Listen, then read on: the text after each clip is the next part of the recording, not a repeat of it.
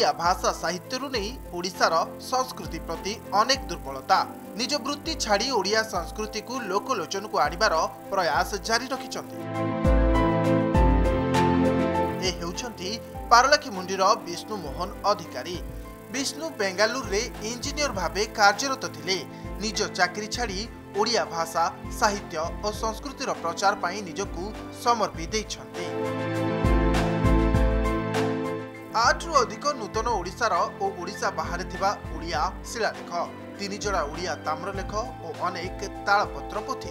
AI technology को व्यवहार करी ओडिया भाषा सहित संपृक्ति ओडिशा रे रेल इतिहास सुरक्षा और पारला रेलपथर इतिहास लोकलोचन को आनिछन्ति।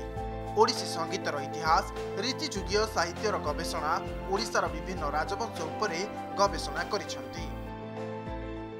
चाकरी समय रे मु विशेषतः दक्षिण भारतर हैदराबाद बेंगलोर आदि सहर रे निज समय कटे। ओडिशा रो एते वर्णाढ्य इतिहास ओडिशार भाषा संस्कृति संगीत साहित्य अच्छी। विशेषकरी मु शिलालेख साहित्य अभिलेख ओडिशार अनालोचित व्यक्तित्व मानकर कीर्ति आपण कहि परिबे।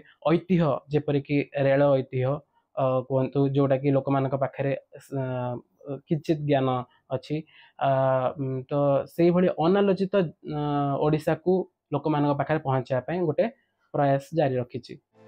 ओडिया संस्कृतिर प्रचार प्रसार करी प्रतिदिन हजार हजार पाठकों पाखरे ओडिशार गाथा पहुंचाई पारिछन्ति विष्णु मोहन। तांकर एही कृति पाई जिल्लारू नहीं जातीय स्तर रे तांको मिलुछि प्रशंसा। पेशार जन इंजीनियर हेली मध्य निशा यथेष्ट घारिछि साहित्य क्षेत्र रे गवेषणा क्षेत्र रे एवं ओडिया अस्मिता क्षेत्र रे तांकर यथेष्ट अवदान रहिछि तथा ओडिशार विभिन्न प्राचीन संस्कृति उपरे नुआ तथ्य देवा पई से सदा सर्वदा आग्रह। पिला दिनरू तांकर वक्तृता विशेषकर इतिहास एवं मातृभाषा विषय पारदर्शिता थिला। आज से एक प्रतिष्ठित युव गवेषक हो पारिछन्ति। अनेक गवेषणा करिया अनेक लेखा लिखिबा विभिन्न शिलालेख गुड़िक पठन करिबा इत्यादि रुचि प्रदर्शन करथिया कथा सुनी आमे निजको बहुत गर्वित अनुभव करछु। विष्णु मोहन को निष्ठा और अध्यवसाय तांकु समस्तक पाखरे बेस परिचित करि पारिछि।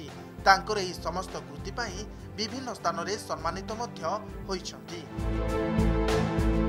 गजपतिरु सीतानाथ पंडांक रिपोर्ट कनेक्ट न्यूज।